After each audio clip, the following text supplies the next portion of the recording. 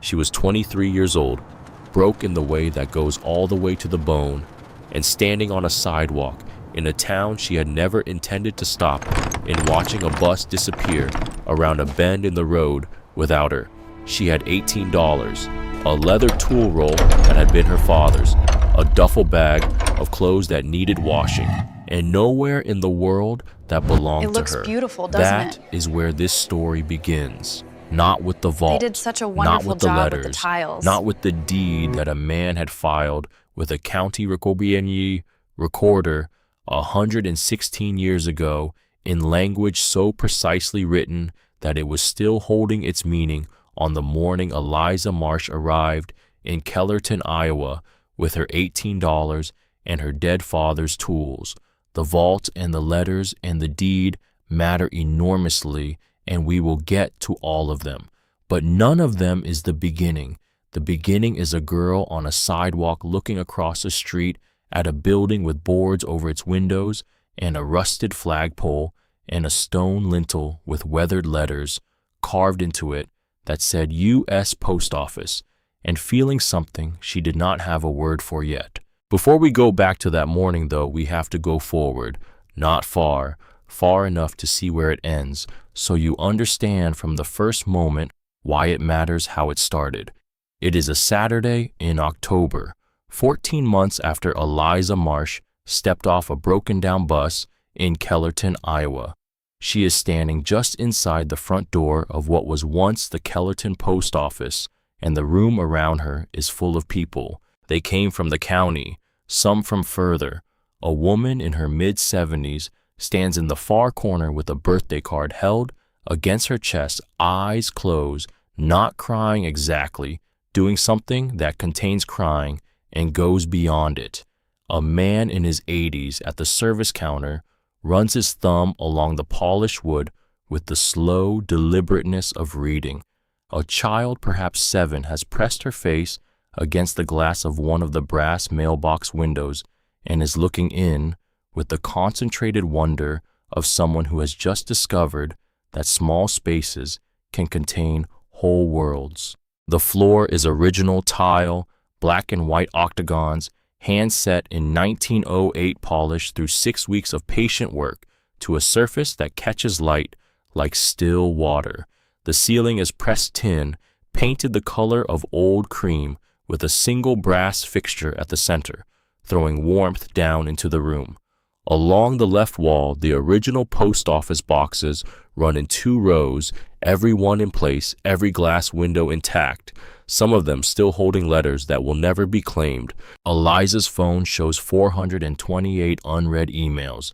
She will answer them. She always does. She looks at the room and the people in it, and she thinks about her father, and she thinks about her mother, and she thinks about an old woman sitting in a chair by a window 40 miles away, holding a photograph of this room in both hands, who had said to her, "I left the door unlocked because I knew the right person wouldn't need a combination.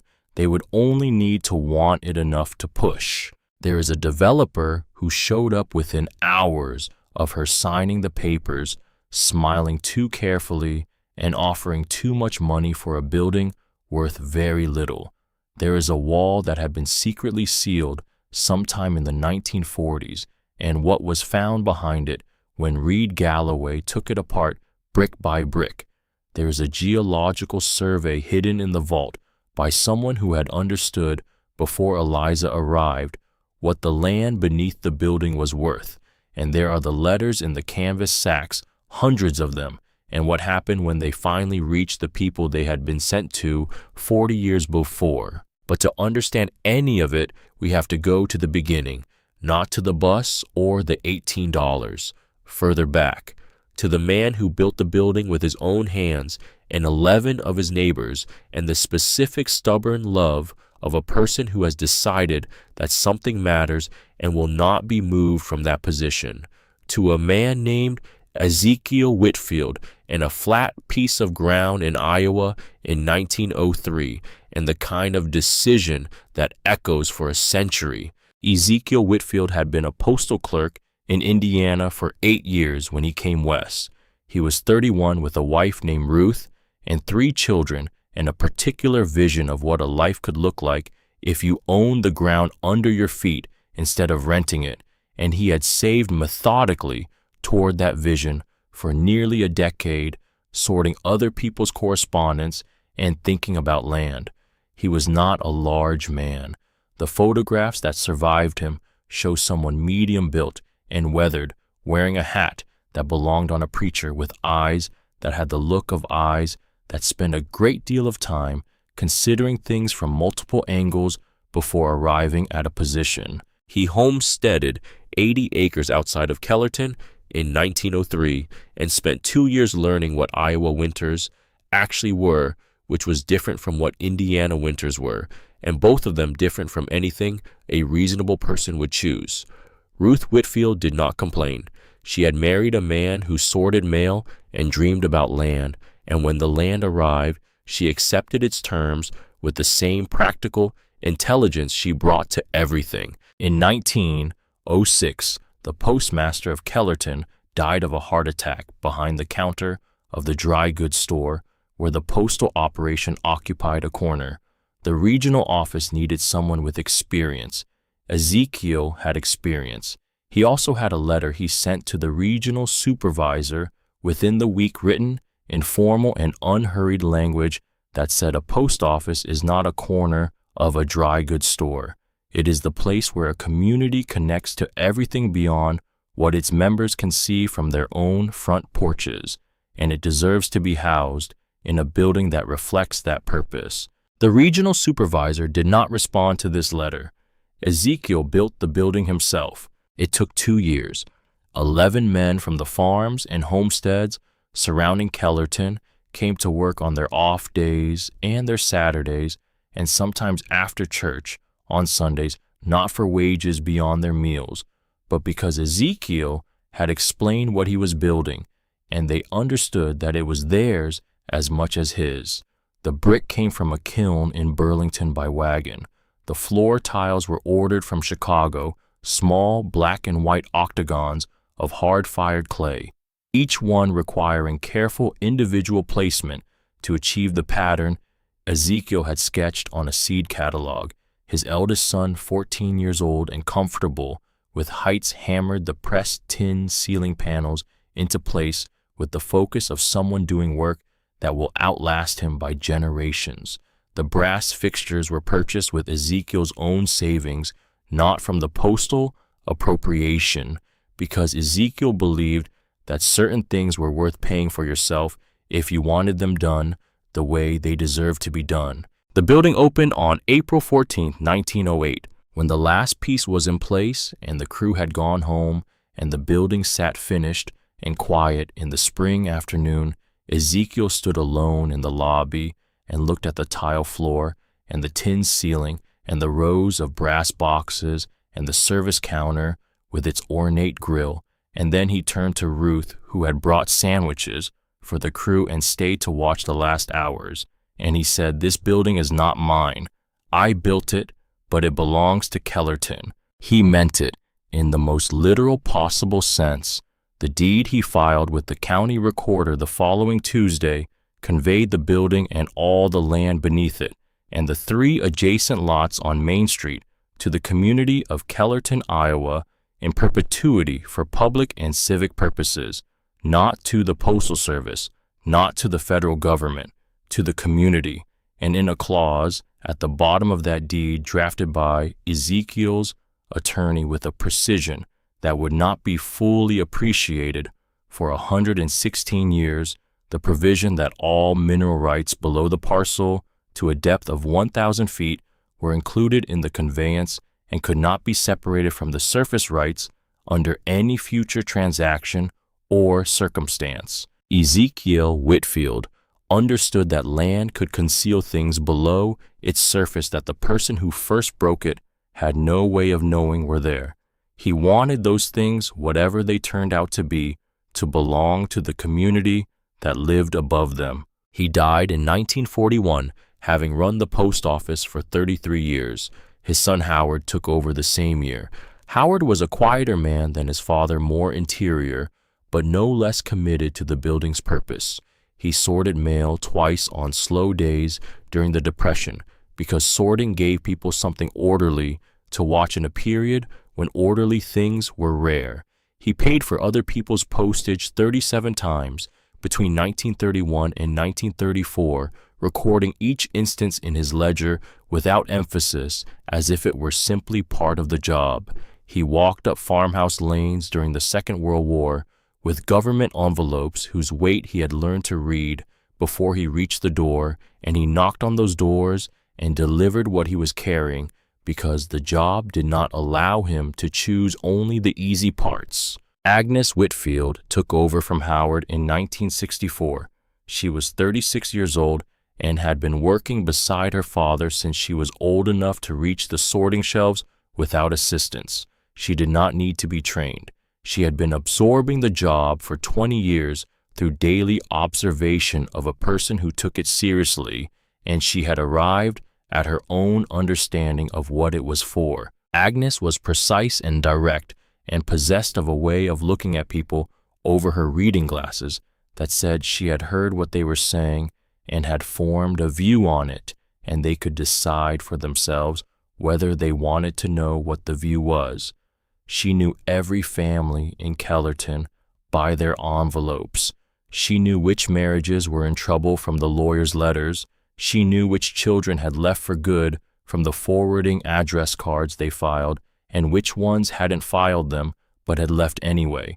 She knew which old men were lonely from the letters they sent to people who only wrote back at holidays, and she held that knowledge with the discretion of someone who understood that knowing things is a responsibility. She ran the Kellerton Post Office for 23 years, and she was good at it in the way that certain people are good at their work, not because they have exceptional talent, but because they have decided without drama and without requiring acknowledgement that the work deserves the best they can give it every day. In June of 1987, the Regional Postal Service sent her a form letter informing her that the Kellerton office would be consolidated with the facility in Mount Pleasant, effective the 30th of that month. She was given 12 weeks' notice. The letter was signed by an administrator she had never met. She spent those 12 weeks going through the vault. The undeliverable letters had accumulated over decades, letters with wrong addresses, letters to people who had moved without leaving a forwarding address, letters that had come back from routes that no longer existed. She had kept them all in canvas sacks in the vault, believing that the community they had come from deserved to keep them rather than lose them to a dead letter facility in Kansas City where no one would know any of the names on the envelopes. The money orders were from grandparents who had sent birthday money to grandchildren who had relocated. The cash was from holiday cards sent to addresses the Postal Service no longer served. The small objects in the third strong box, a wristwatch, and a silver compact and 2 rings had arrived without return addresses or from origins that could not be traced back. She put everything back. She wrote a letter. She set the letter on top of the ledgers on the right shelf of the vault. She left the vault door unlocked. She turned off the lights in the back room and walked through the lobby one final time, past the brass boxes and the tile floor and the tin ceiling, and she went out through the weathered green door and did not look back. That was June of 1987. The building stood empty for 37 years. The deed Ezekiel Whitfield had filed with the county recorder sat in a folder in the county archive patient as stone. Thomas Marsh grew up in Omaha, in a neighborhood where the fathers worked with their hands and the mothers worked just as hard, and the summers were long and the winters did not apologize for themselves. His own father had worked at a manufacturing plant for 30 years, coming home tired and quiet every evening and reading the newspaper at the kitchen table and never once suggesting that there was anything remarkable about a life built from consistent daily work. Thomas had absorbed this without being told to.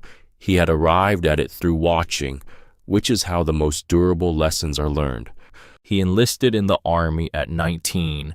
He had a mechanical aptitude that was obvious to anyone who saw him take apart an engine and put it back together faster and more cleanly than he had found it, and the army used this ability, efficiently training him as a vehicle mechanic and deploying that training in loud, hot places that were nothing like Nebraska. He developed in those years the quality of attention that separates a good mechanic from a great one. He learned to hear not just what a machine was doing, but what it was in the process of becoming, the preliminary sounds that preceded failure, the small deviations in rhythm that announced themselves long before they became visible problems.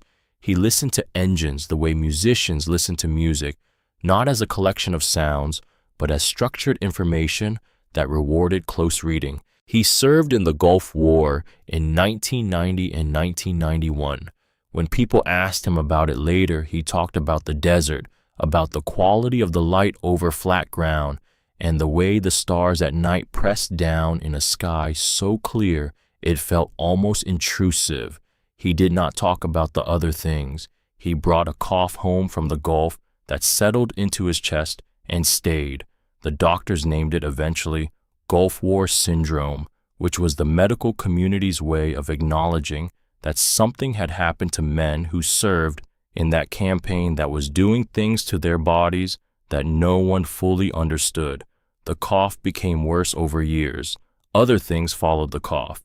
Thomas kept working because work was what he knew and because stopping felt like something he was not willing to consider. He met Nora Calloway in 1994 at the garage where he worked. She brought in a car with a radiator problem and stood at the counter with the expression of someone who has been told it will take longer and cost more than expected enough times to have stopped being surprised by it.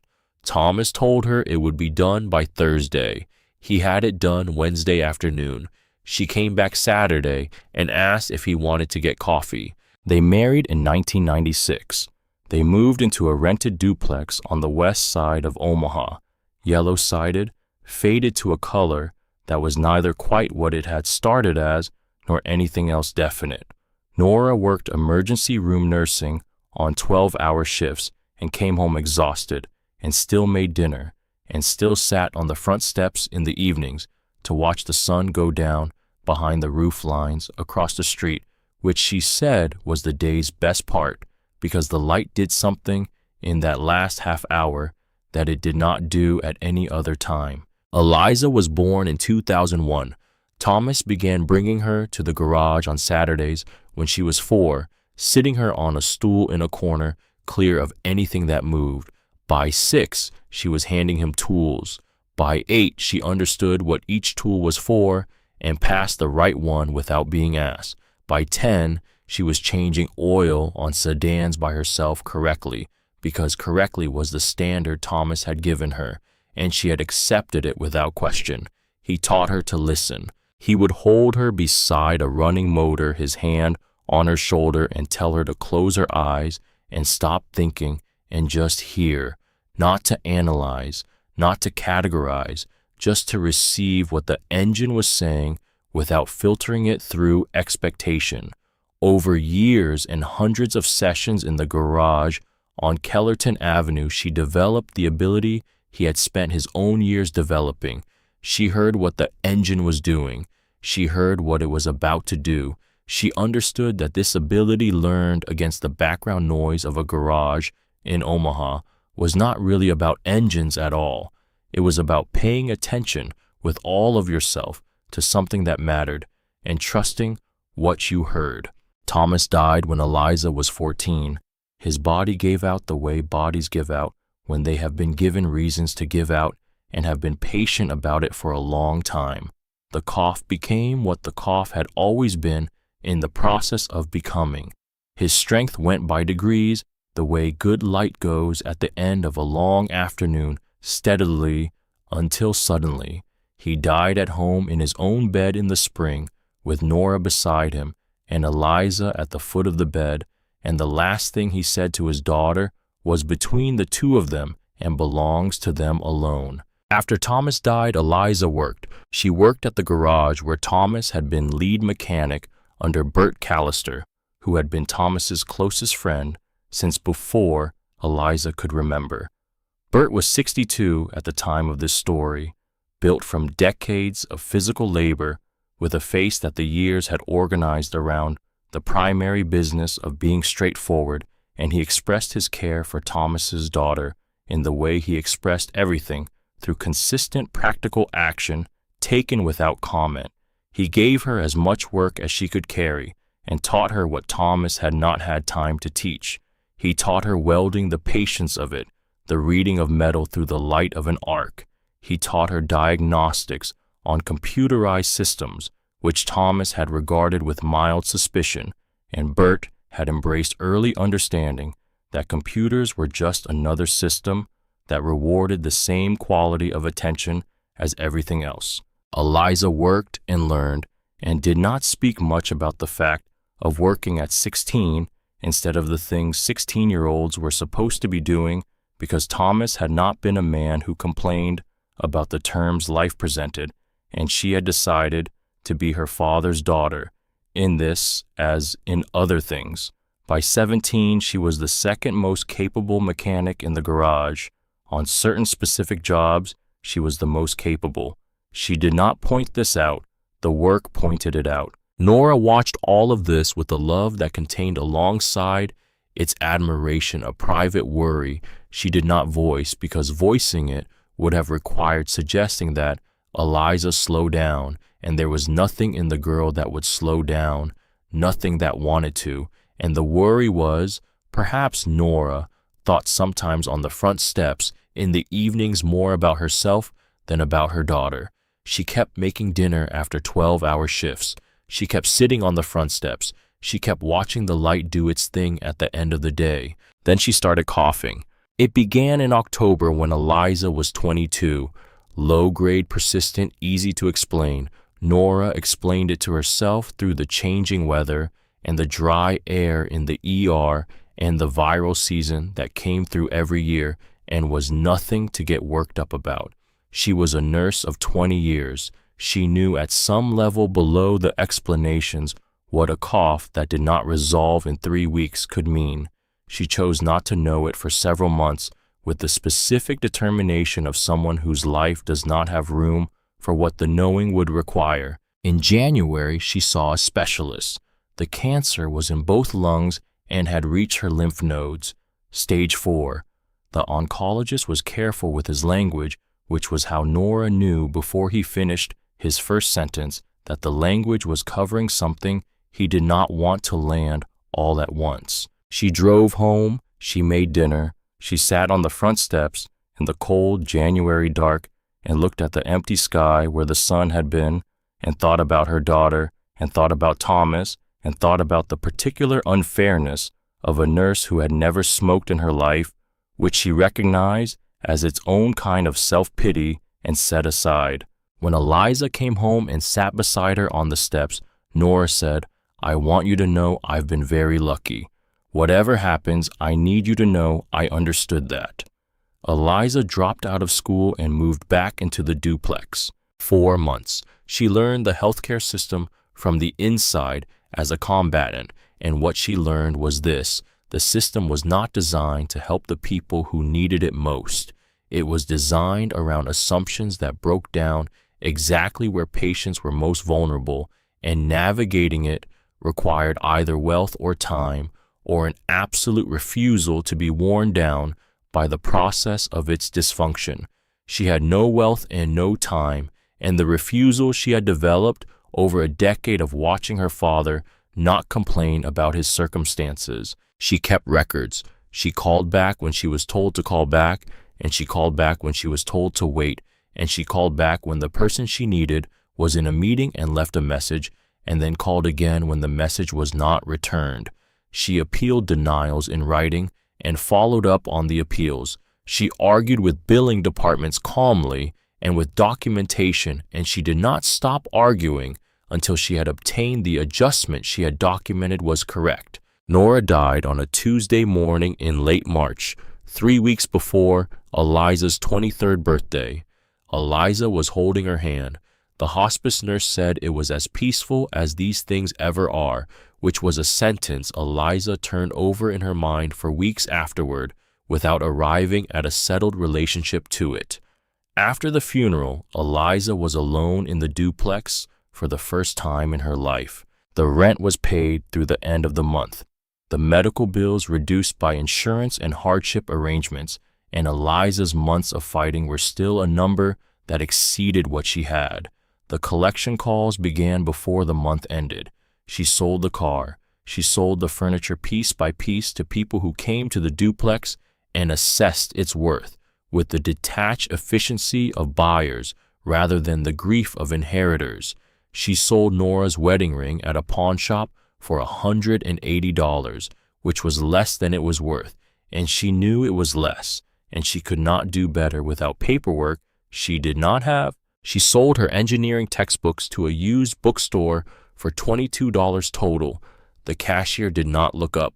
On the 1st of May, she left the duplex with a backpack, a duffel bag of clothes, and the leather tool roll with Thomas's 6 tools in it, a combination wrench, 2 screwdrivers, a ratchet with a 1/4-inch drive, a set of feeler gauges, and a small pry bar wrapped in electrical tape at the handle where the original grip had worn away.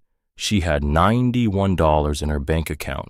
Bert Callister had told her twice there was a job at the garage whenever she wanted it. She was not ready for Omaha.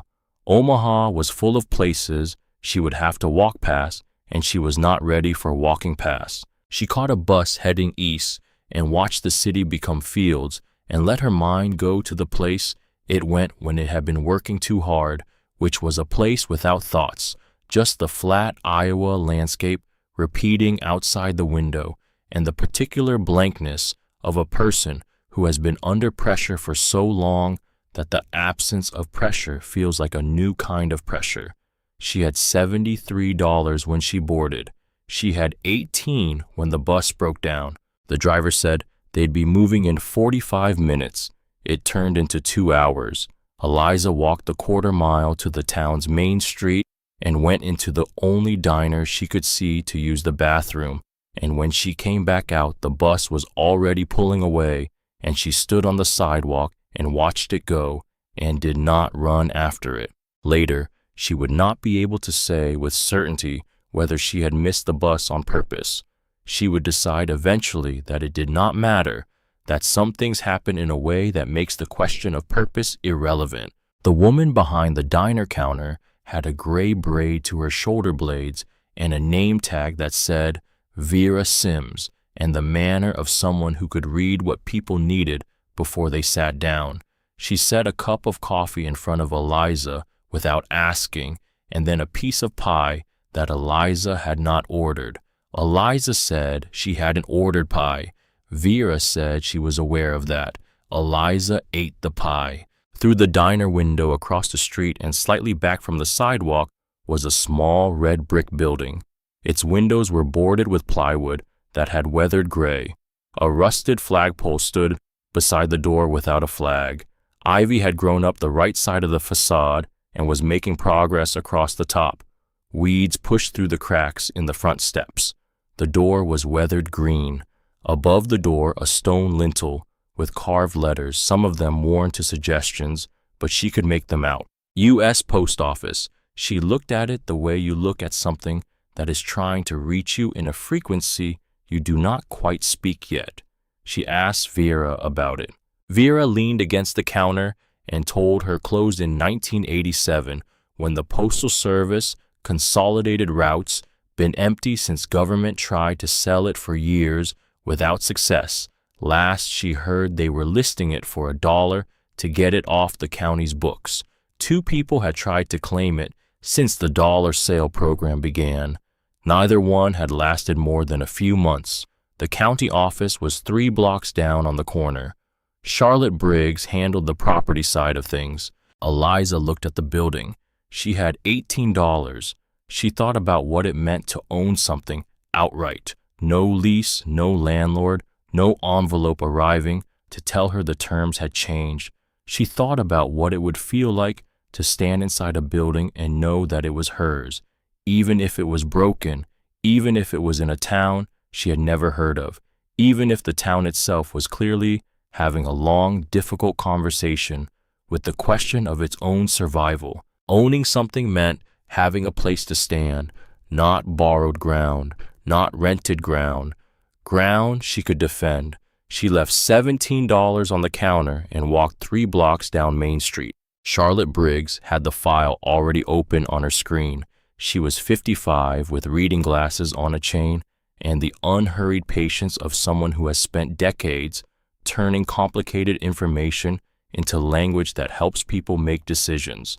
She had received Vera's call 7 minutes before Eliza walked in, and she had decided that what this situation deserved was her full preparation. She explained it plainly.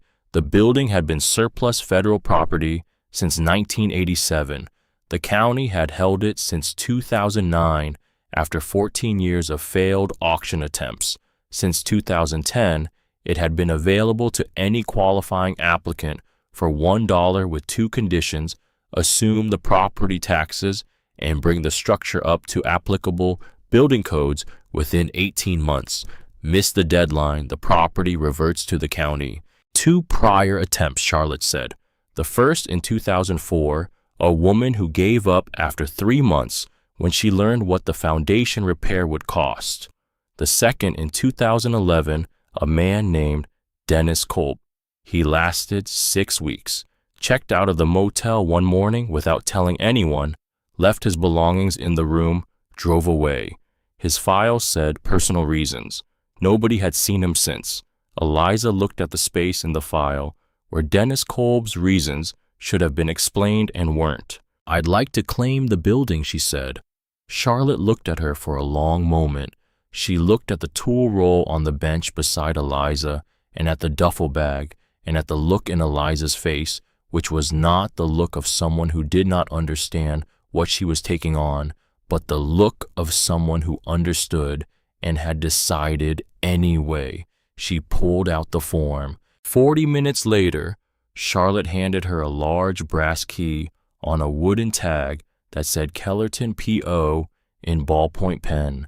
The key was heavier than it looked. It had the weight of something that had been used every working day for 8 decades and then not used at all for 37 years. Good luck, Charlotte said with the complete seriousness of meaning it. Eliza walked back up Main Street and stood on the cracked concrete in front of the building and looked at it straight on for the first time. 30 feet wide, maybe 50 deep, 1 story solid in the way of buildings built before, disposability became an assumption. The brick was old enough to have the color variation that fire kiln work produces. No 2 bricks exactly the same shade. The mortar joints were tight, the original work still holding. She put the key in the lock. Stiff, but it turned. She heard a voice behind her. A man on the sidewalk 10 feet back, well dressed in a way that was intentional rather than habitual, the jacket cut by someone who charged for cutting. 45 years old perhaps, with a face that had organized itself over the years around the work of being convincing, the features pleasant and carefully arranged and watchful behind the pleasantness. He was smiling with the practiced ease of someone who had learned that smiles were a form of currency. Craig Holloway, he said. He kept his hands in his pockets. He told her he had been monitoring this property for 2 years, that he had come very close to an arrangement with the county on the adjacent lots on 2 separate occasions, that he had noticed a new claim was filed that morning. The way he said notice suggested it had not been casual.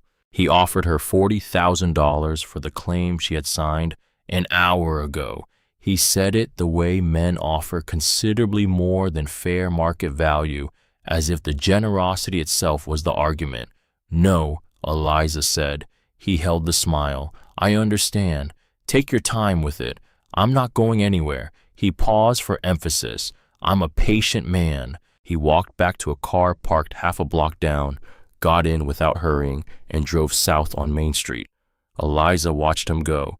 She thought about the word patient and the work it was doing in that sentence. She turned back to the door. She pushed it open. The smell came first, old paper and old wood, and underneath those something that was specific to this building and no other, the accumulated chemical memory of decades of federal routine rubber stamps and carbon paper and the particular floor wax that government buildings had used for years and that nobody made anymore. All of it faint, ghostly, but present. The molecular residue of what the building had been for 80 years. She stepped inside and let her eyes adjust. The lobby was smaller than it had looked from the street, but what it surrendered in size, it gave back in quality. The ceiling was higher than the exterior suggested, pressed tin panels intact across their full span. The paint faded, but the surface unbroken.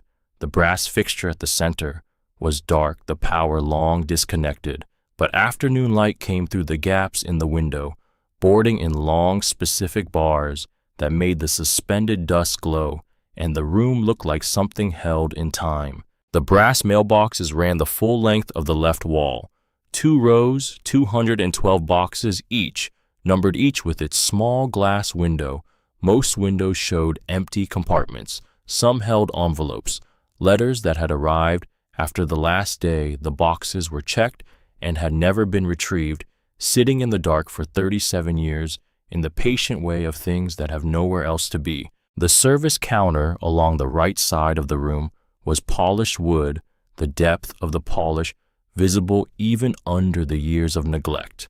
Above it, the brass grill, ornate and tarnished, but structurally whole, and on the wall behind the counter, hanging at a slight angle that it had perhaps acquired sometime in the preceding decades, a framed photograph of Ronald Reagan in his official portrait, smiling outward at a room that had been empty for the majority of the years that photograph had been hanging there. She went through the gate in the grill into the working space behind the counter, sorting tables with pigeonhole cubbies, a few of the cubbies still holding paperwork from 1987, a metal desk with an adding machine from an era before everything was digital, a rack of pegs for mail carriers' bags, some still holding canvas straps left behind, and on the small table that customers would have used to fill out forms a pencil, set down on the last day and not picked up again.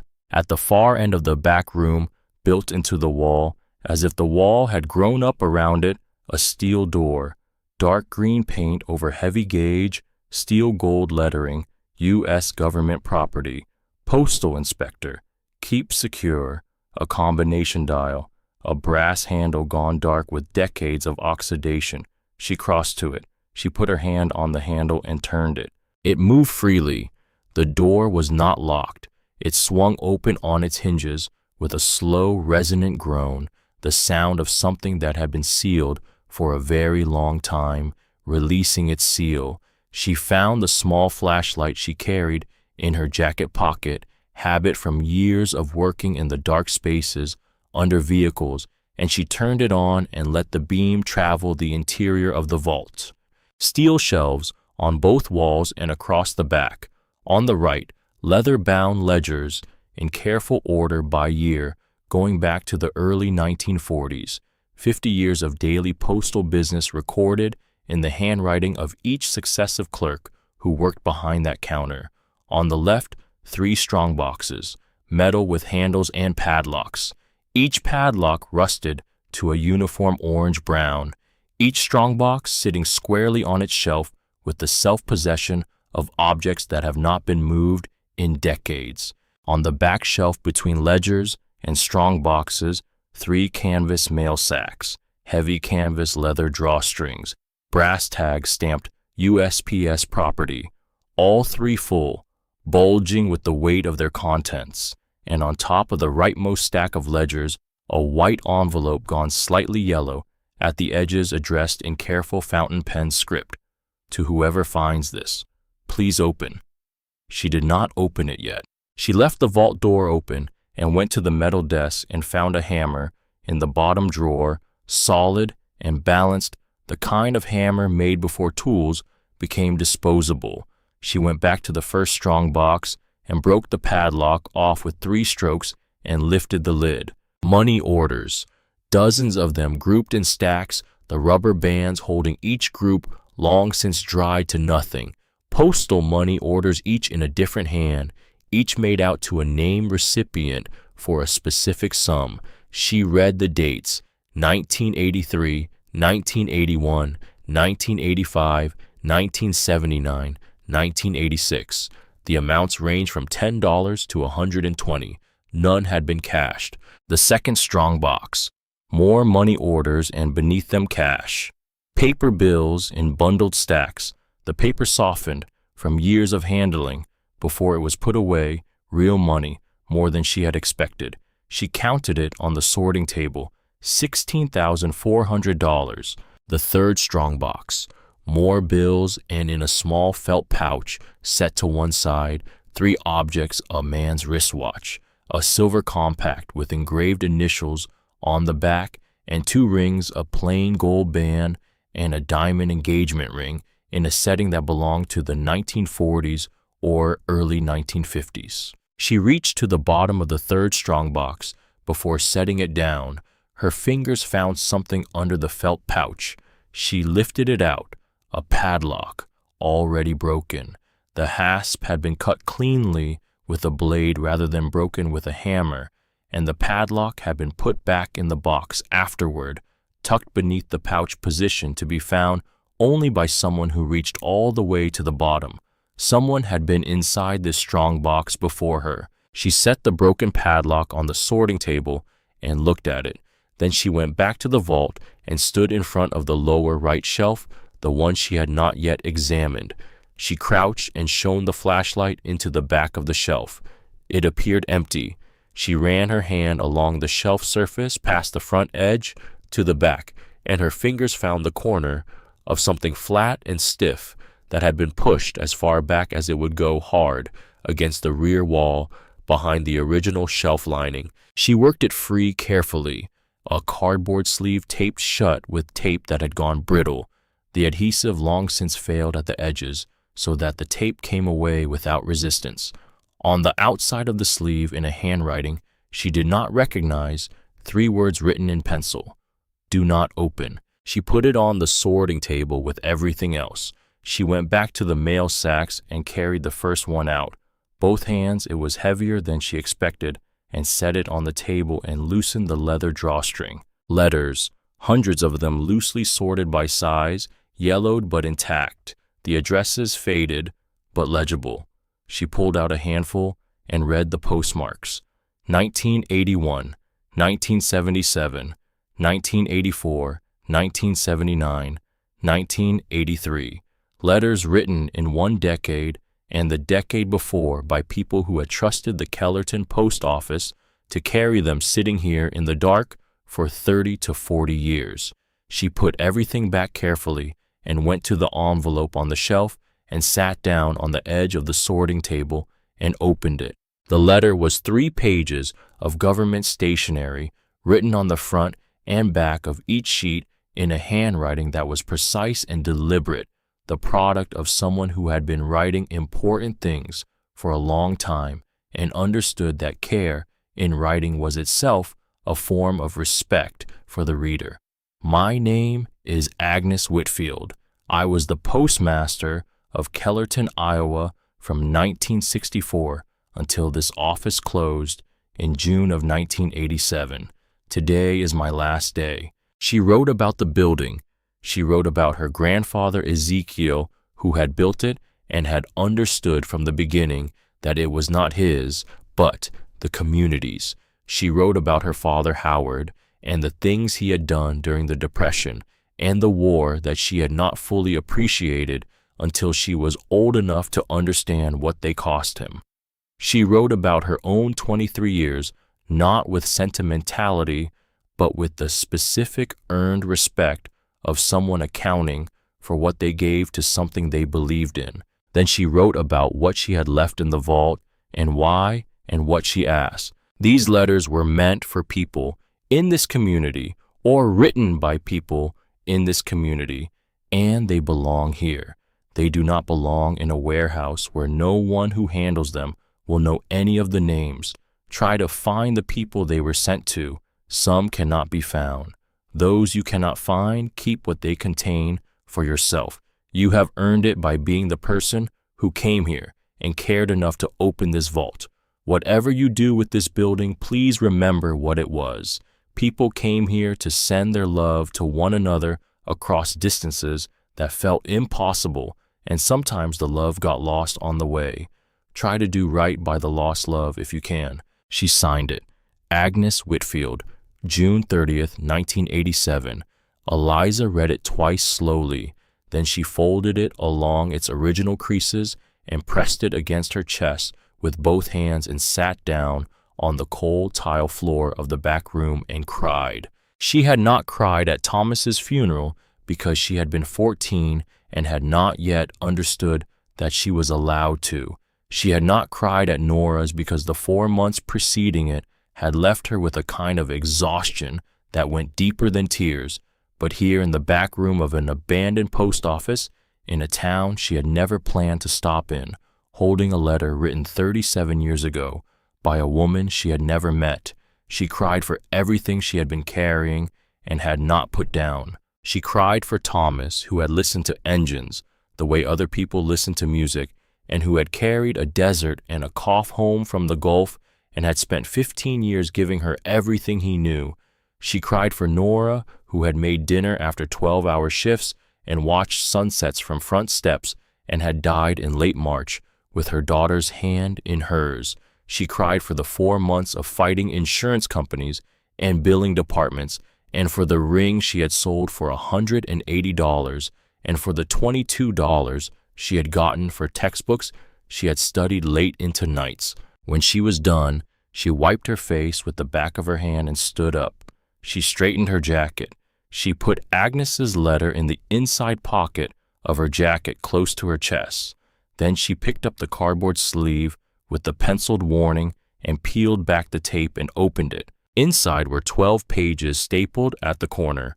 The cover page bearing the logo of a company called Western Range Geosciences, followed by the title Subsurface Assessment Survey, and a county and parcel description that she read twice. At the bottom of the cover page, a date, March 2009. She sat down at the sorting table and read it from cover to cover. Western Range Geosciences had conducted a subsurface assessment of 12 square miles of Kellerton County, Iowa, including the post office parcel and the 3 adjacent lots on Main Street. In technical language that cleared in the sections written for non-specialist readers, the report described the discovery of a significant recoverable deposit of high-grade industrial silica, the kind used in semiconductor manufacturing and as a proppant in hydraulic fracturing, located directly beneath the post office parcel and extending into the surrounding lots. The preliminary commercial value estimate, expressed in the conservative language of professional caution, still described a number that Eliza read 3 times to make sure she was reading it correctly.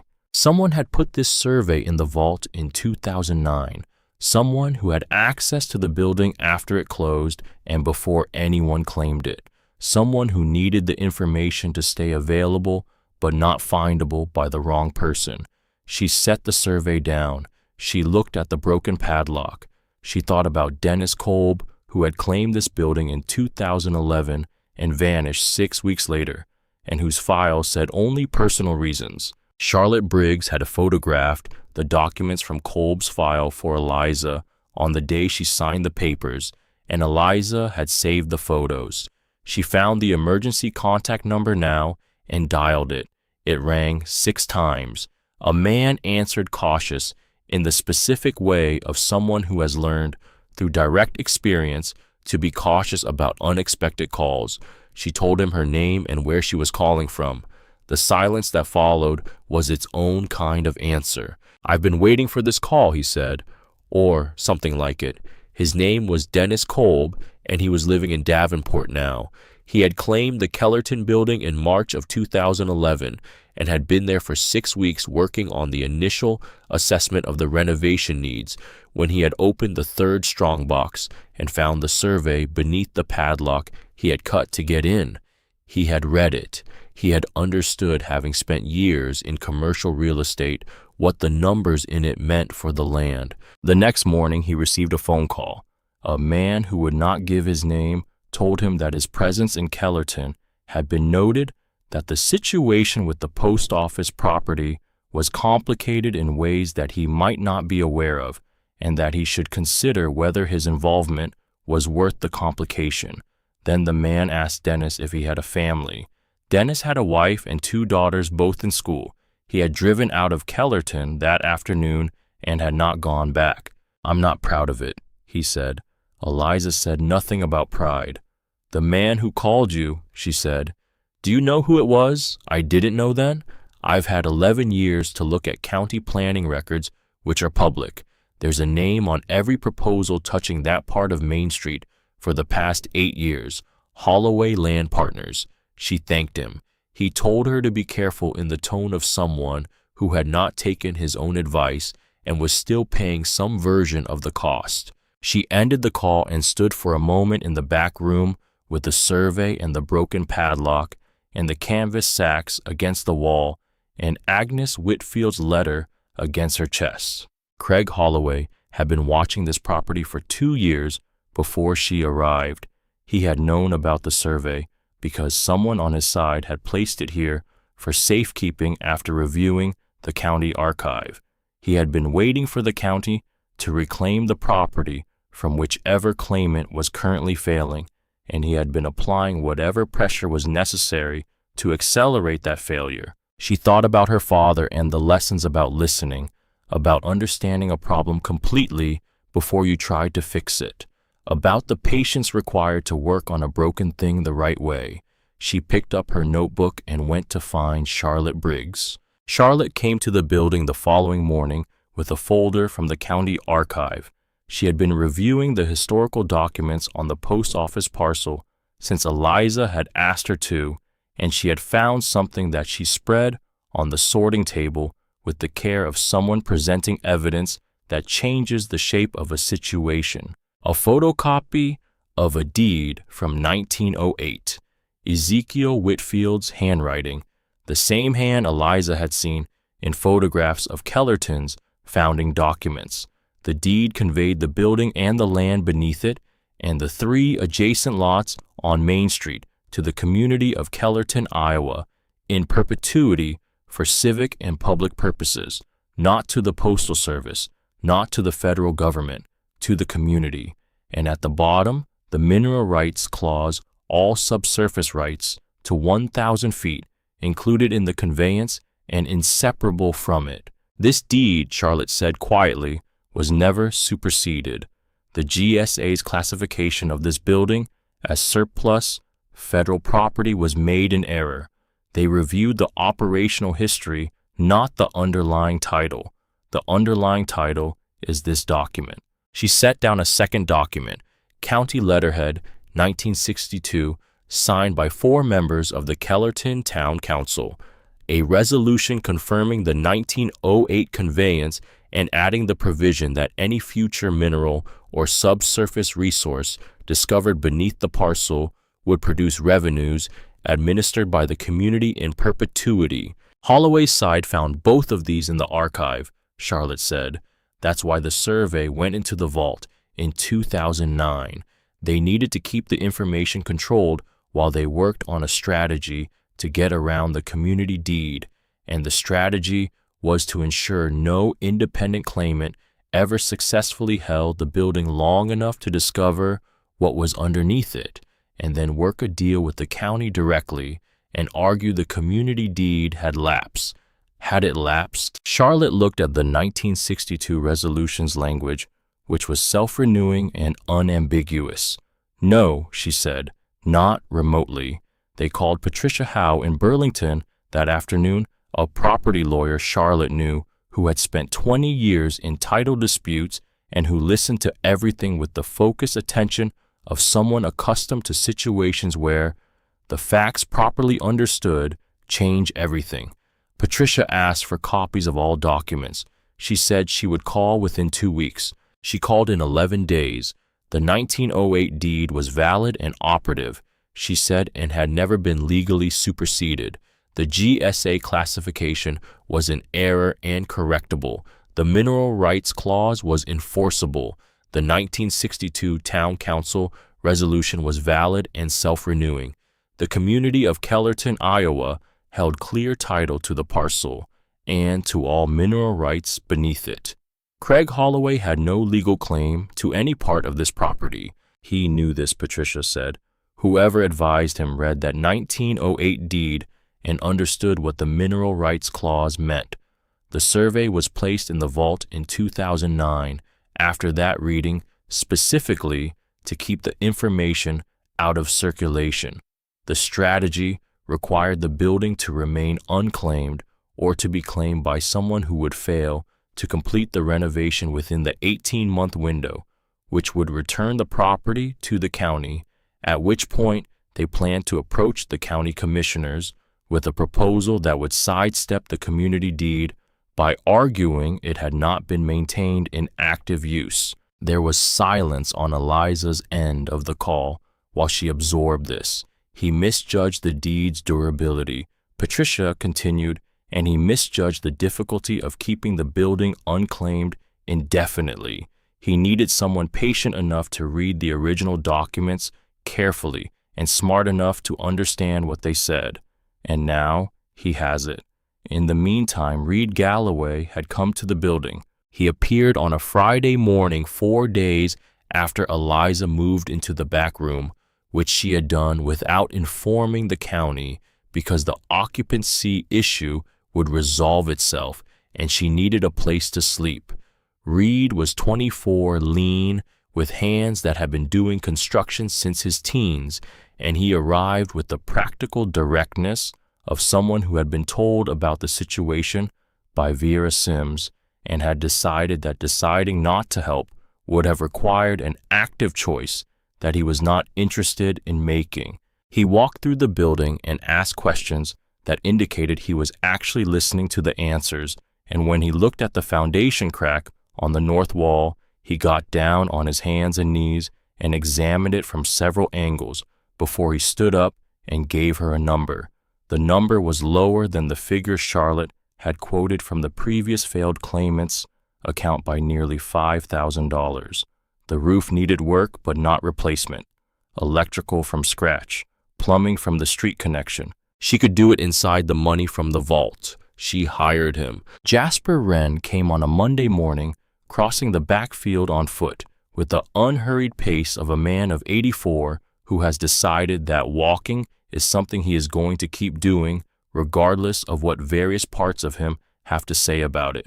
He was a Korean War veteran who had lived 2 miles east of the post office since before Agnes Whitfield became postmaster, and he had known Howard Whitfield and had watched Agnes run the building for 23 years and had watched it sit empty for 37 years more from across those 2 miles, with a patience that was not indifference, but something more like faith. He knocked at the back door. Eliza opened it. He looked at her for a moment with the evaluating attention of someone who has spent a long lifetime quickly determining whether a person is going to be all right. He held up a carton of eggs. "From my hens," he said, "not those store ones." She took the eggs and let him in. He walked through the building slowly, touching things, looking at things, making the quiet, specific observations of someone who had been paying close attention to a place for a very long time. He told her about the spring under the property, still potentially active, worth checking before the plumbing work began. He told her about a storage cellar filled in during the 1940s renovation, whose location he could identify from the pattern of settled ground in the backfield. He told her about the Whitfield family and Howard and Agnes and what the building had meant to the county during the Depression and the war years. He came back twice a week after that. He brought eggs and information and occasionally labor, because Jasper Wren at 84 could still do certain things on a construction site more efficiently than men 40 years younger, and he did them without comment. Bet Cruz arrived the following Saturday. She was 68, a widow running the hardware store on Main Street alone. since her husband died 6 years before, with the kind of forward-moving energy that certain widows develop when they discover that grief, while entirely real, does not excuse the gutters or the inventory. She brought a casserole and walked through the lobby with the eye of someone assessing rather than admiring, though what she found clearly met the standard. She stopped at the brass mailboxes. The boxes, she said. They're staying, Eliza said. Betty nodded once, the nod of someone reaching a settled conclusion. She came back the next Saturday, and the one after that, always with something useful, a tool from the hardware stock she had recognized as applicable to the renovation, a contact for a contractor in the county who charged honest rates, a piece of the building's history she had found in her late husband's papers from his time on the town council. She became, without any formal arrangement, part of the structure of the project. By late June, the community was gathering around the building in the way that small communities gather around something when they sense that something worth preserving is being preserved. Vera Sims brought food regularly and recruited others to bring food. Charlotte brought historical materials from the county archive and spent Saturday afternoons helping Eliza research the names on the mail sack envelopes. Pastor Aldous Fenn, from the Methodist Church 3 blocks over, stopped in one afternoon with a genuine rather than professional interest in what was happening, and the congregation he mentioned had access to several databases that turned out to be useful for tracing people who had moved from Kellerton in the 1970s. The renovation proceeded with the momentum of people who have a clear reason for the work. Reed rebuilt the North Foundation section with a precision that Jasper observed and approved in a single sentence. The roof was patched and treated. The electrical was run from a new panel. Plumbing went in from the street, and the lobby floor, cleaned through 6 weeks of patient work, came up to something that stopped people when they first saw it: the black and white octagons of Ezekiel Whitfield's 1908 order emerging from beneath the grime of decades, like something that had been waiting for exactly this. Holloway came back in late June. He brought an engineer with a clipboard who spent the better part of a morning on the public sidewalk taking photographs and measurements. Holloway stood to one side and watched and said when Eliza came out he had been in touch with the county about her permit status. There were some questions about the curing specifications on the foundation repair work. It would be unfortunate if those questions affected her 18-month clock. She said nothing. She watched the engineer finish his documentation. She went back inside and called Patricia Howe.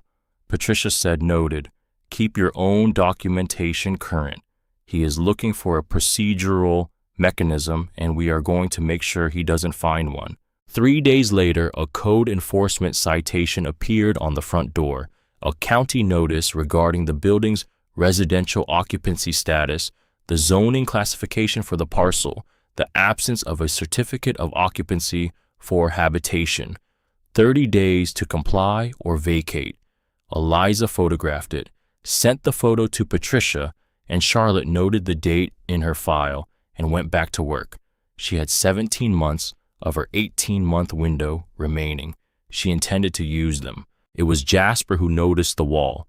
He was in the back storage room one afternoon watching Reed work on the interior framing when he stopped and put his palm flat against a section of the north wall about 6 feet from the corner. His hand stayed there. He rapped his knuckles against it and then against the adjacent sections and listened to the difference. "This doesn't match," he said. Reed came over. He tapped the wall at several points in a methodical pattern, listening. The indicated section had a slightly different acoustic quality from the brick on either side, not quite hollow, but not the same solid resonance. "Could be a utility chase," Reed said. "Could be," Jasper said without moving his hand. Eliza was in the doorway. She came in and looked at the section. She looked at the mortar joints, which were subtly different from those on either side, weathered differently, a slightly different composition. Someone had opened this wall and resealed it carefully enough that 40 years of aging had gone a long way toward disguising the work, but not far enough to fool someone who had been paying attention for 84 years. She told Reed to take it down carefully. It took 2 hours. They removed the bricks one at a time, stacking them in order on the floor. The mortar in the sealed section was older than the rest of the wall, which told Reed the section had been resealed sometime well before the post office closed in 1987, decades before probably. Behind the false section was a chamber, 18 inches deep, 3 feet across, interior surfaces, finished with rough plaster that had kept the contents completely dry for what might have been 80 years. Inside, a wooden box built from fitted planks with a simple wire clasp. Heavy. She carried it to the sorting table and opened it. Inside, wrapped in oilcloth that had gone stiff and crumbled at the edges when she peeled it back, was a collection of documents. She handled them at their corners and spread them carefully under the light. The first was a land patent, Department of the Interior, dated April 14, 1908, bearing the name Ezekiel Thomas Whitfield. The property description covered the post office parcel and the 3 adjacent lots on Main Street, set out in the precise technical language of metes and bounds.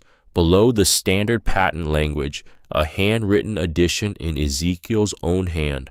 The mineral rights below this patent shall pass with the land and shall not be separated from it under any future transaction in perpetuity.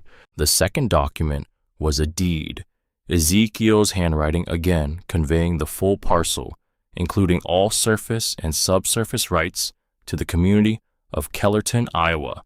At the bottom below the mineral rights clause that also appeared in the county archive, copy a further handwritten note not present in the county copy.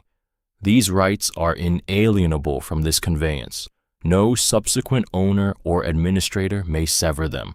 They are one with the land and with the people of Kellerton. The third document was on county letterhead, dated 1962, a resolution of the Kellerton Town Council, signed by 4 members in their formal capacity, confirming the 1908 conveyance and its terms, and adding that any mineral or subsurface resource discovered beneath this parcel at any future date shall produce revenue administered by the community of Kellerton, Iowa, in perpetuity as specified in the original conveyance of Ezekiel Thomas Whitfield. Charlotte Briggs came to the building within 20 minutes of Eliza's call and read the documents on the sorting table with the steady, rapid attention of someone who is confirming something she had suspected was there to be confirmed. He found this 1962 resolution in the archive, Charlotte said. His people did. They would have found the 1908 deed and looked for anything supplementary, and they found this. And they understood that if anyone ever claimed this building successfully and found these documents and understood them, their strategy collapsed entirely. She looked at Eliza. "We're calling Patricia Howe," she said. Patricia reviewed the photographs that evening and called back the next morning. The documents were valid, operative, and had not been superseded. Taken together with the 1908 deed already in the county archive, they constituted an unambiguous legal basis for the community of Kellerton to hold the property and all mineral rights beneath it in perpetuity. The GSA classification was correctable by county action. She recommended they file for that correction immediately and schedule a county commissioner's hearing on formal recognition of the community title. Charlotte scheduled it for the second week of August.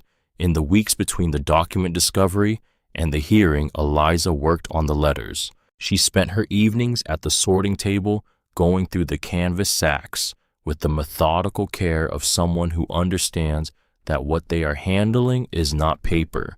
She sorted by decade and then by geography and then by legibility, creating a priority list of names and addresses that offered the best chance of being traced. She drove to Burlington twice a week to use the historical databases at the library. She wrote to county clerks in Iowa, Illinois, Wisconsin, Nebraska, and Kansas. She called phone numbers she found through genealogical databases and introduced herself to strangers and explained that she had a letter for them or for someone they were descended from that had been sitting in a vault in Iowa for between 30 and 40 years. Most people were cautious at first. A few hung up, but most listened, and when they understood what she was describing, the caution became something else. Marion Sorrell was 74 years old and lived in Cedar Rapids. She had grown up in Kellerton in the 1960s and early 1970s and had left for college and never come back to stay.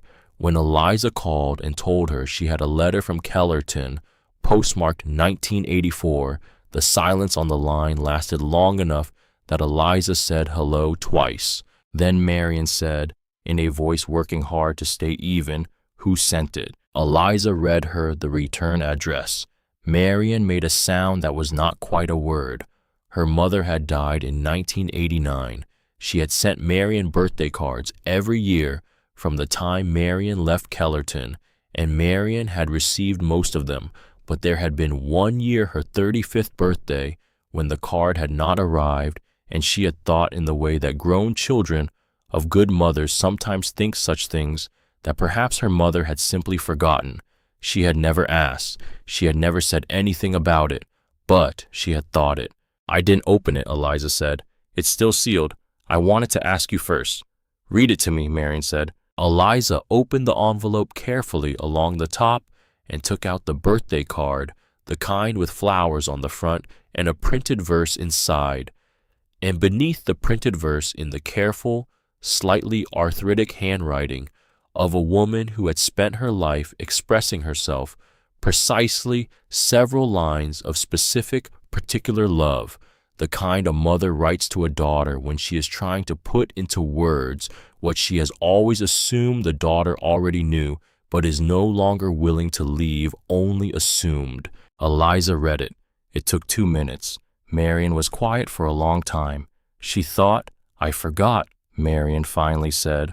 Or maybe she thought I didn't care enough to say anything. She didn't forget, Eliza said. And she knew you cared. No, Marion said softly. I know that now. She drove to Kellerton the following Saturday, and Eliza gave her the original card, and they sat in the lobby together for a while, and Marion looked at the brass boxes and the tile floor and the tin ceiling and asked about what the building was becoming. And Eliza told her, and Marion said, this is a good use for a place that already knew how to hold things.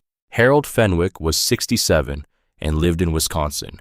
He was a retired high school principal who had been raised in the kind of family where important things were demonstrated rather than spoken, where love showed up in the showing up and the doing, and where the words that described the love lived mostly in a space between people that was understood without language. His father had died in April of 1984.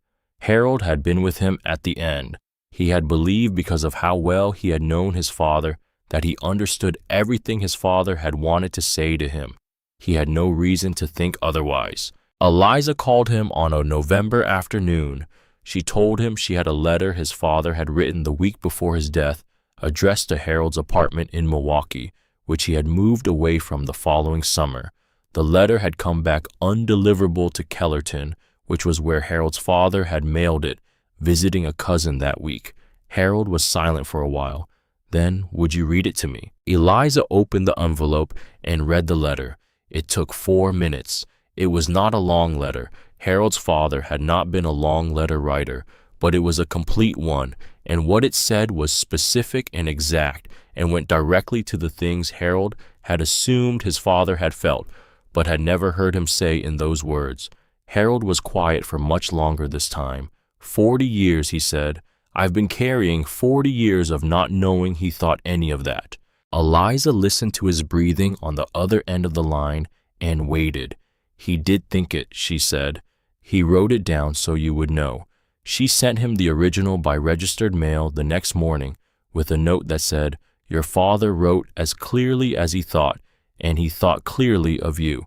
The second mail sack was from the 1970s, and she was working through it on a Wednesday evening in late October when she found the envelope from Margaret Calloway. She set it down and picked it up again and read the return address twice.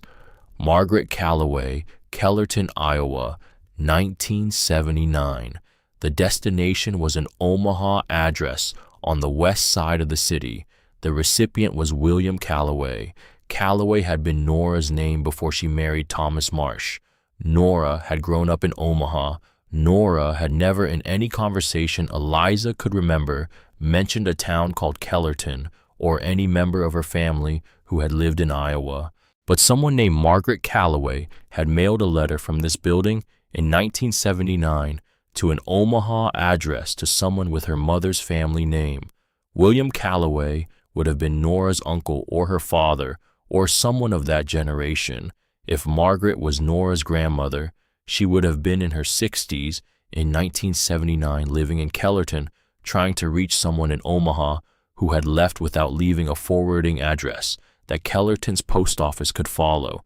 Eliza held the envelope for a long time. She thought about the bus, about the $18 and the diner and the way she had not been able to stop looking at the building through the window. She thought about what it meant to end up somewhere you had not planned to go and to find your own family name in a vault inside a letter that had never arrived, and to have no way of verifying whether these things were connected by something deeper than coincidence or whether some things simply happened the way they happened, and the meaning you found in them was the meaning you brought. She did not know. She was not sure the question had an answer or that the answer would change anything that mattered. She held the envelope for a long time. Then she opened it. Inside was one page handwritten in an upright, careful script, ink faded to a soft blue-gray that was still entirely legible. "Dear William," it began, "I know we have not spoken in several years, and I know the responsibility for that silence is more mine than yours. I am writing because I have reached an age at which leaving important things unsaid no longer seems like an option I am entitled to." Margaret Calloway had written to her son, who had left Kellerton in the early 1970s, who had married and built a life in Omaha, who had children she had never met and who had not come home. She wrote about why he had left, which she understood better now than she had at the time, and about the pride that had kept her from writing sooner, and how she had come to see that kind of pride as a form of cowardice that cost more than it preserved. At the bottom she wrote, "I would very much like to know my grandchildren. Before I am no longer in any position to do so. I am not asking you to forget what happened. I am only asking you to let me try to do better than I did." She signed it, "Your mother, Margaret." William Calloway was her mother's father, Nora's father, and Nora had grown up in Omaha, never mentioning a grandmother in Iowa who had written to her son in 1979 asking to know her grandchildren, which meant either that the letter had not arrived, which it had not, or that a reconciliation had happened through some other channel without Nora ever learning the full story, or that it had not happened at all, and the distance had simply continued. Eliza would not learn which. Too many people were gone who would have known. She sat with the letter for a long time. She thought about her mother, who had grown up in Omaha, not knowing she had a great-grandmother in Kellerton who had written a letter that was sitting in a vault waiting to be delivered. She thought about what it meant to be connected to a place through channels invisible until someone came along patient enough to follow them. She put Margaret Calloway's letter in her jacket pocket next to Agnes Whitfield's letter. She finished her coffee and went back to work. The diamond ring was identified through an estate jewelry dealer in Burlington named Osborne, a meticulous man who treated everything that came to his bench with the same close attention regardless of its apparent worth. He examined the ring under magnification and told Eliza it was a genuine diamond old cut in a custom setting from the late 1940s or early 1950s. He pointed out the engraving inside the band ca. 1952. Eliza photographed the ring and posted the description in the regional bulletin board, the Kellerton Community Notice Board, in the post office lobby, and 2 genealogical forms that Charlotte had identified as likely to have members with Kellerton family connections. Charlotte called 2 days later. She had found an Ashford family in the county records. A woman named Clara Ashford, initials CA, living in Kellerton. Through the early 1960s, the family had left when Clara's daughter was very young. Edna Ashford called from her home in Illinois 3 days after that. She was 62 with a voice that was measured in the way of someone who has learned to hold certain kinds of hope carefully because hope is expensive when it does not pay out. She told Eliza about the ring. Her mother, Clara, had given it to Edna's father to mail when Clara entered the hospital for the last time in 1988, wanting Edna to have it while she was still alive to know her daughter had received it. Edna's father had mailed it to an address Edna had moved away from the previous year without remembering to tell him. The ring had come back undeliverable to Kellerton into the vault where it had been sitting for 35 years. It's here, Eliza said. It's been in the vault since 1988.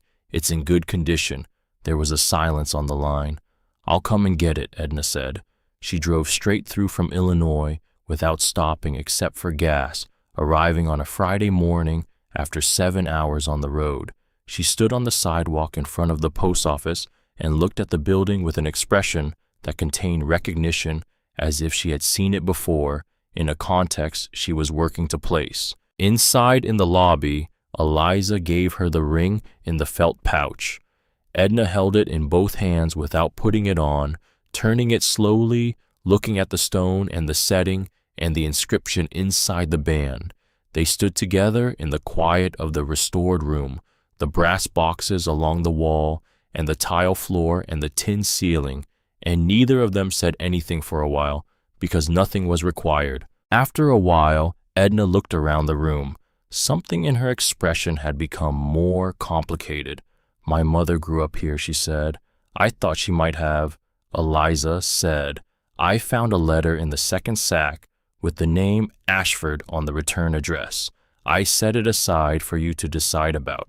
Edna looked at the letter when Eliza retrieved it, a 1983 envelope with Clara Ashford's name above a Kellerton address. She opened it slowly and read it quietly and then set it face down on the sorting table. There's something you should know, she said. My mother was involved with someone here before she married my father. It ended badly. She never talked about it directly, but after she died, I went through her papers and I found letters. The return address on those letters was the name Holloway. Eliza was very still. Craig Holloway's family, she said. His grandfather, Edna said. Raymond Holloway. My mother was engaged to him in the early 1950s. Something happened and it ended, and she left Kellerton and never came back. Raymond married someone else and stayed. His son grew up here and left. Craig Holloway is the grandson. The ring, Eliza said. Raymond gave it to my mother when they were engaged. Edna confirmed. She kept it her whole life and wanted me to have it when she was dying. She looked at the ring in the felt pouch. Craig would have known about this ring if his family ever talked about Raymond's history. He would have recognized the initials and the year if he had ever gotten into that strongbox. Eliza thought about Craig Holloway offering $40,000 within hours of her signing the papers. She thought about the broken padlock that had been put back in the box. She thought about the engineer with the clipboard and the occupancy citation. She thought about a lot of things in rapid succession. I don't think he ever got in, she said. I think he was watching the building to make sure no one else did, and he was planning to acquire it through the county. But the strongbox padlock was cut by Dennis Kolb in 2011. Holloway was the one who made Kolb run. He must have known what was in the third strongbox, or suspected, and that was part of why he needed to control who found it. Edna looked at her, a complicated woman reading a complicated situation. What are you going to do with all of this, she said. I'm going to talk to the county commissioners about the community deed, Eliza said, and then I'm going to open the letter room. Edna Ashford drove back to Illinois with her mother's ring and her mother's letter from 1983, and she called back 2 weeks later to offer her own account of her family's Kellerton history to the community archive that Charlotte was beginning to build, which Eliza accepted. The county commissioner's hearing was on the second Tuesday of August. Patricia Howe presented the legal analysis. Charlotte Briggs provided the historical documentation from the county archive. Eliza sat in the third row and watched the 5 commissioners read through 31 pages of documents with the careful thoroughness of people who understand they are making a decision that will be discussed in this county for a long time. The resolution passed 4-1. The post office parcel, including the 3 adjacent lots and all mineral rights to 1,000 feet, was formally recognized as community property held under the terms of Ezekiel Whitfield's 1908 deed, continuously operative and never superseded. The Kellerton Community Trust was established to administer the property. Charlotte Briggs was elected chair. Eliza was elected to the board by a unanimous vote of the commissioners and the community members present. In the parking lot afterward, Craig Holloway was waiting by his car. He had attended the hearing without speaking during public comment, which Eliza had registered. He was alone.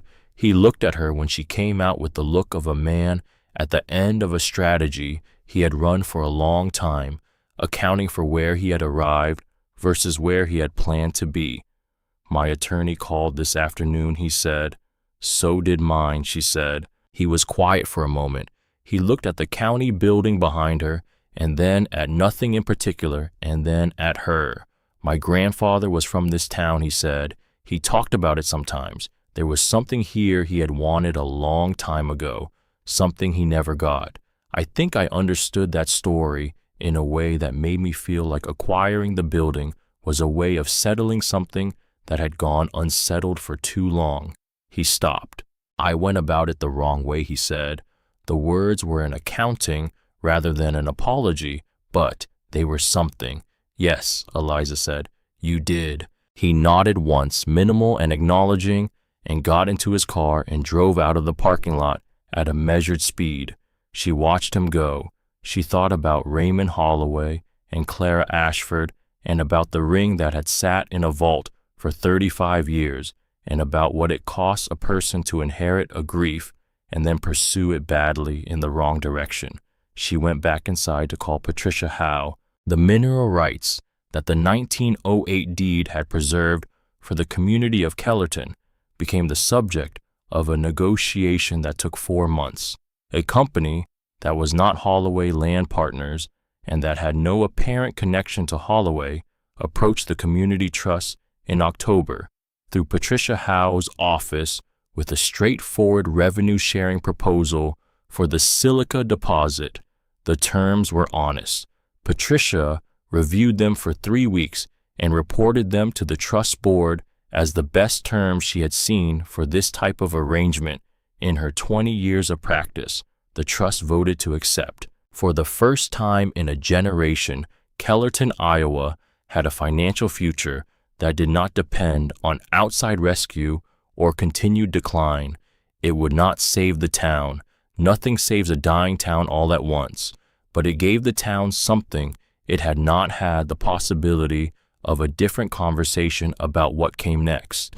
Jasper Wren, when Charlotte read him the revenue projections at the November board meeting, sat down slowly in the chair that had been placed for him and was quiet for a long minute. Ezekiel Whitfield, he said, finally would be very satisfied. Eliza thought that was probably accurate. Agnes Whitfield was found through a social worker named Donna Reeves at the County Aging Services office in Burlington.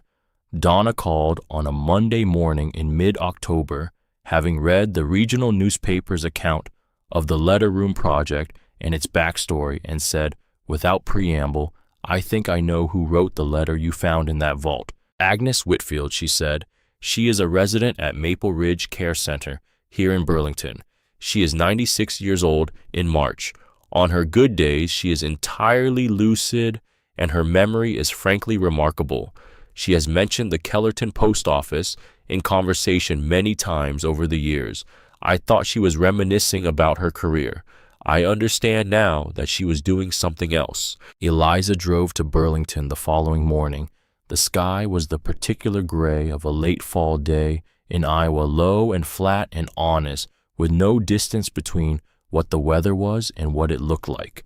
The fields on either side of the highway had been harvested to stubble the corn stalks, cut and the ground open and waiting for winter, and the road ran arrow straight ahead of her, the way Iowa roads do, as if they were designed by people who believed the most honest way to get somewhere was directly. Maple Ridge was a low building at the edge of Burlington, carefully maintained with a parking lot and several bare-limbed trees and a small garden whose structure was still visible under the November frosts, the lines of dormant perennials and the edged borders that would come back in spring.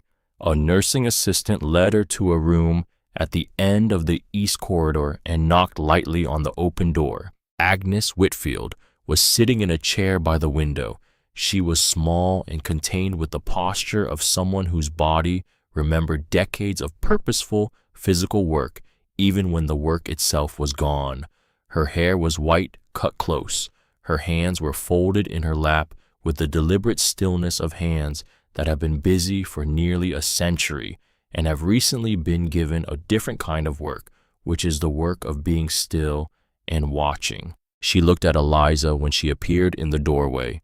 Her eyes were dark and very clear, and she looked for a long moment in the manner of someone receiving information through multiple channels at once. "You found it," she said. Not a question, a recognition. "Yes," Eliza said, "I found it."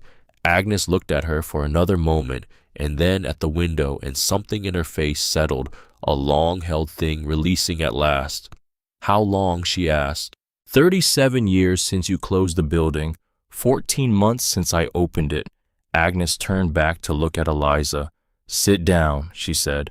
Eliza pulled the chair from beside the writing desk and sat across from her. 211 letters delivered, Eliza said. 89 in archival storage in the vault still waiting. The money orders were all cashed. The cash went into the renovation fund. The jewelry has been returned to the families where I could find them. Agnes was quiet for a moment. Her eyes were wet at their edges, but her voice when she spoke was entirely steady. 211, she said. I did not dare hope for numbers like that. Some of those letters had been in the sacks since the early 1970s. Some took months to trace, Eliza said, but they were worth finding. Agnes looked at her hands. She turned them over slowly, examining the palms, the map of a working life visible in them. I left the door unlocked, she said, because I could not bring myself to lock it. I had spent 23 years understanding what that building was for. The lock felt like a denial of everything I believed it meant. She paused. I thought about it many times afterward, whether the right person would find it, whether they would understand what I had left and why, whether they would read the letter and believe that it was meant in the way it was meant, not as a bequest, but as a trust passed from one person to another across a distance of time. I believed it, Eliza said. From the first reading, Agnes looked at her with the steady, complete attention that she had given to everything for 96 years. How did you find the building, she asked. Eliza told her.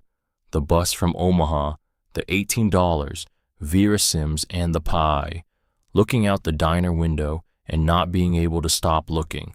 Walking 3 blocks to the county office and signing a form for a building that 2 previous people had walked away from.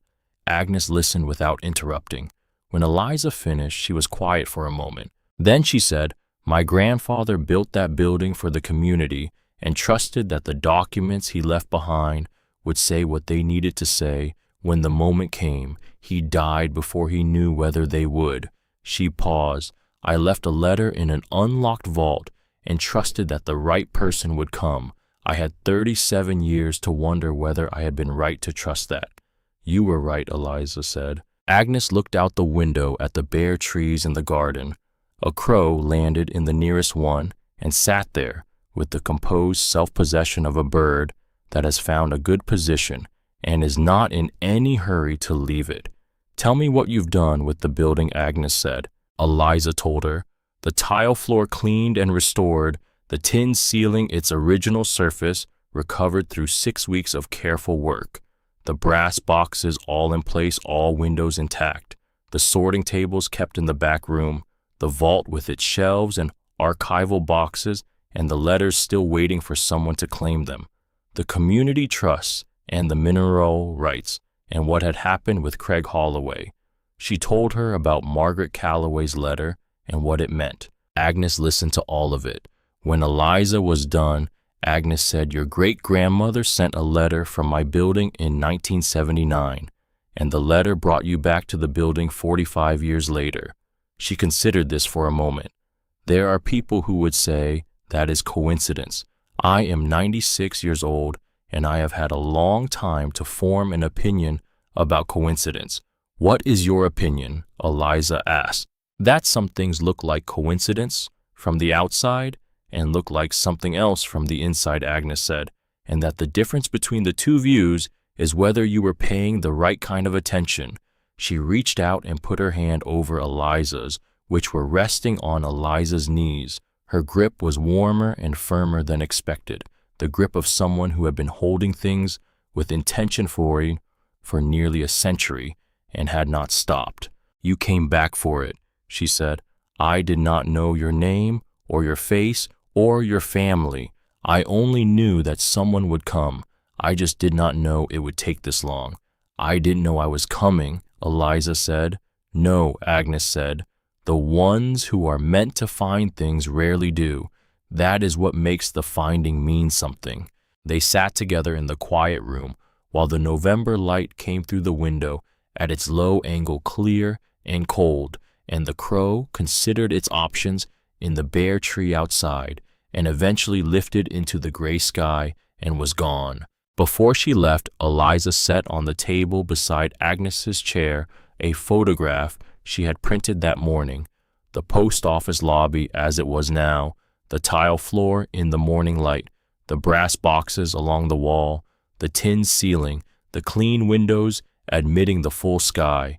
Agnes picked it up and held it at the angle that requires close and tilted and looked at it for a long time without speaking. She looked at the boxes. All of them, Eliza said. Every one. Original in place, every number plate legible. Agnes lowered the photograph to her lap and kept her hand flat on it. She did not say anything. The expression on her face was the specific expression of a person who has held a faith for a very long time and is now receiving quietly and without drama the confirmation that the faith was warranted. It was not a loud expression. It was the kind that goes deep.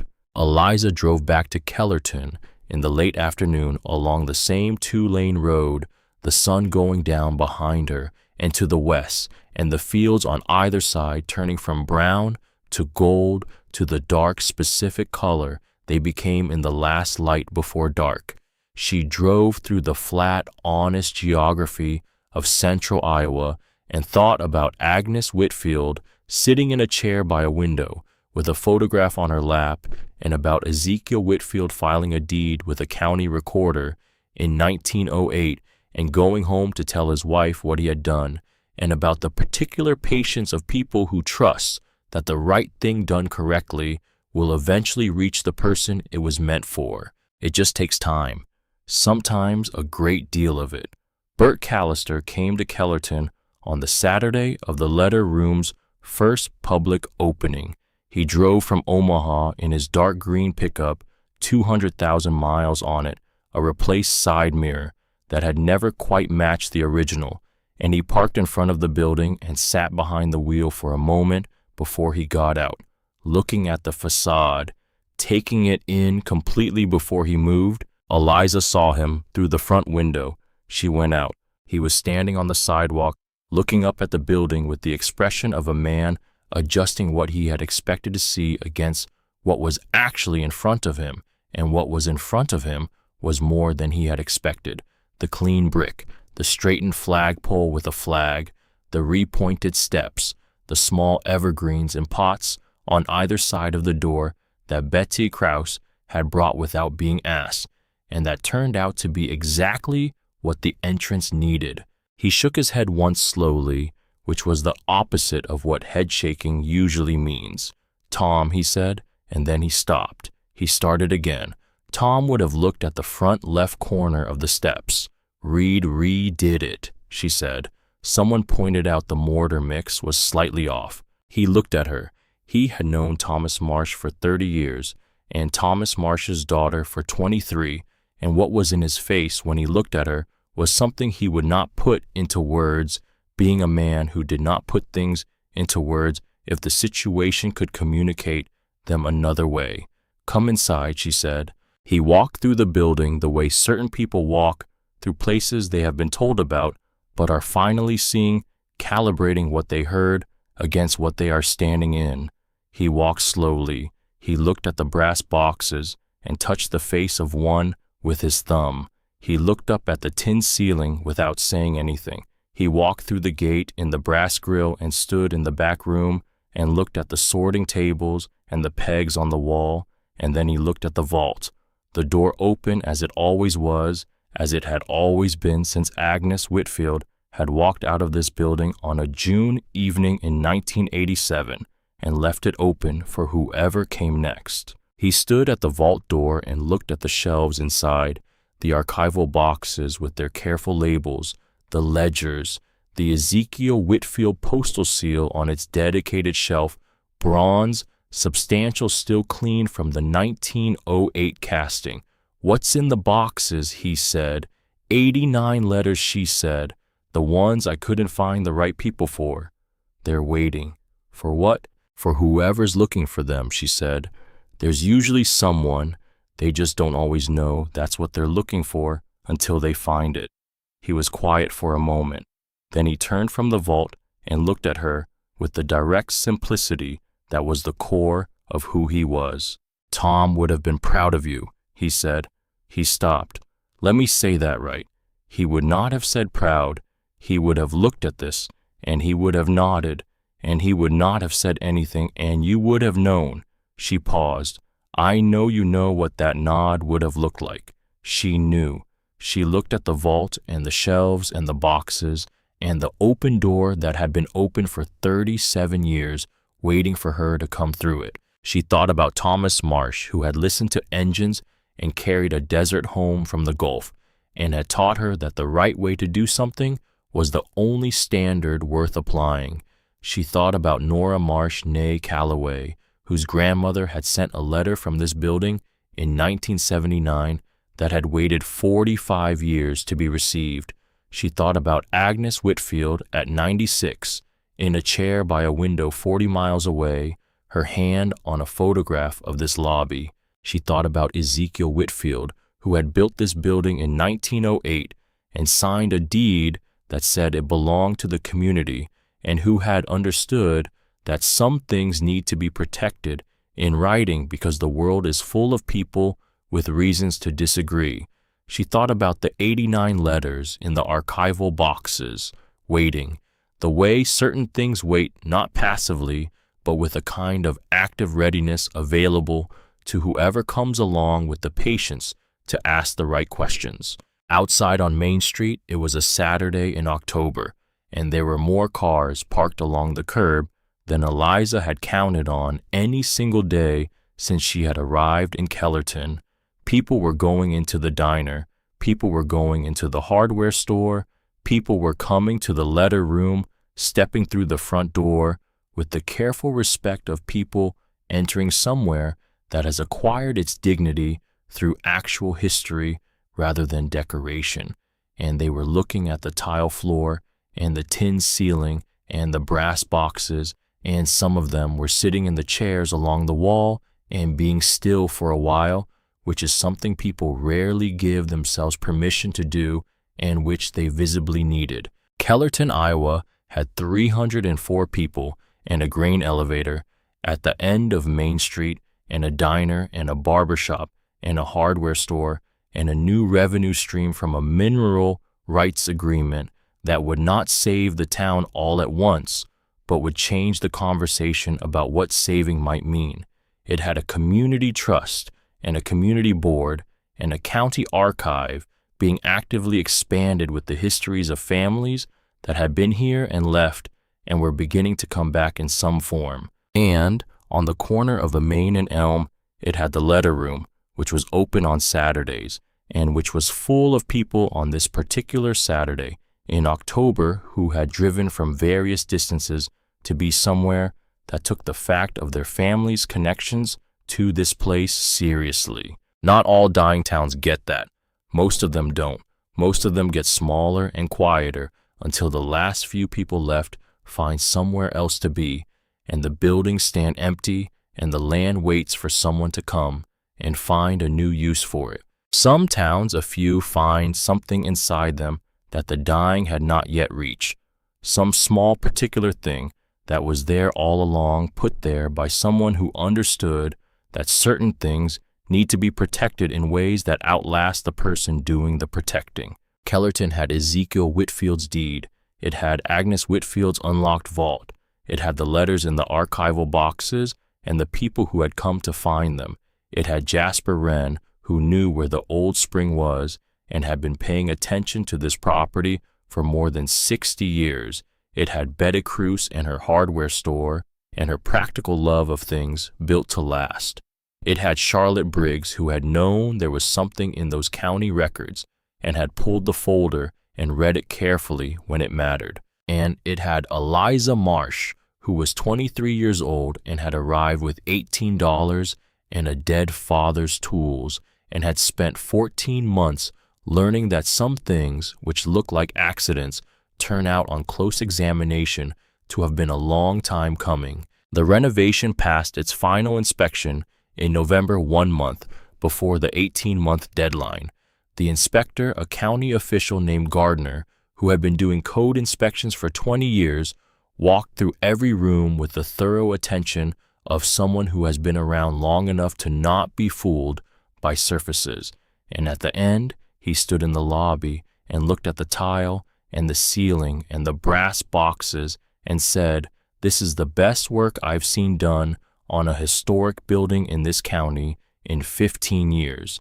He said it in the tone of a man who does not give compliments as a habit, which meant the compliment was accurate. Reed Galloway received this information by text from Eliza while he was eating lunch at the diner. He read it and put his phone down and finished his soup and said nothing to anyone, which was his way, the same way he had worked on the building for 14 months, steady and skilled, and without requiring the work to be about anything other than what it was. Eliza stood outside the post office in the November afternoon light and looked at the building.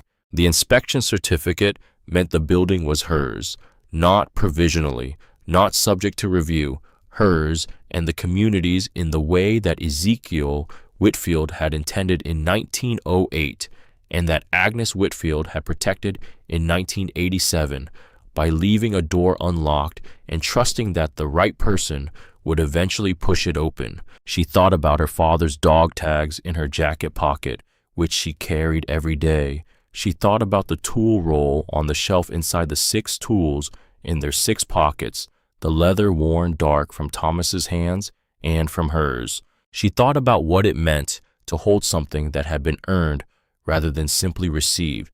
Not just the building, though. The building was real and solid and standing 30 feet in front of her in the November afternoon, but the letters in the archival boxes and the 211 that had found their way to the people they were meant for, and the phone calls and the long evenings at the sorting table and the drives to Burlington and the 6 months of going through 3 canvas sacks, 1 envelope at a time. She thought about Marion Sorrell in Cedar Rapids holding a birthday card from 1984 against her chest. Harold Fenwick in Wisconsin, who had thought he knew everything his father had wanted him to know, and had learned at 67 that there was one more thing, the elderly man at the service counter, running his thumb along the wood, the child with her face pressed against the mailbox glass, and Agnes Whitfield at 96 with a photograph of this lobby on her lap and her hand flat on it. That is the thing about a letter that never arrived.